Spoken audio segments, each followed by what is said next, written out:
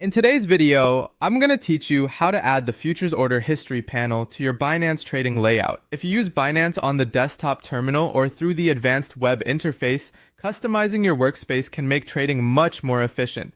One of the most useful tools to keep visible is your futures order history, because it lets you quickly review your recent activity without having to switch between sections.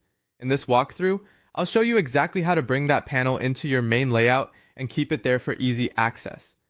Start by opening the Binance desktop terminal, or if you prefer using your browser, open the advanced web interface instead. Once the platform is fully loaded, make sure you're on the main trading screen where the chart, order book, and trading tools are visible. This is important because the workspace customization options are available from within the trading layout itself. Next, navigate to futures trading. Depending on your current view, you may need to switch from spot trading or another market section into the futures area. Take a moment to confirm that you're on the correct futures trading screen before moving on, since the panel you want to add is specifically tied to futures activity.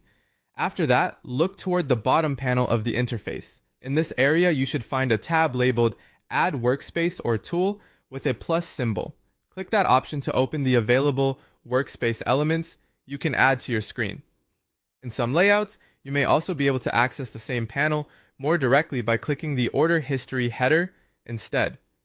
Either route is fine, so use whichever option appears in your version of the interface. Once the futures order history panel appears, drag it into position on your primary layout screen. As you move it, pay attention to the placement guides so you can dock it neatly where it fits best with the rest of your setup. A good tip here is to place it somewhere that doesn't block your chart or order entry tools, but still stays visible enough for quick review during trading.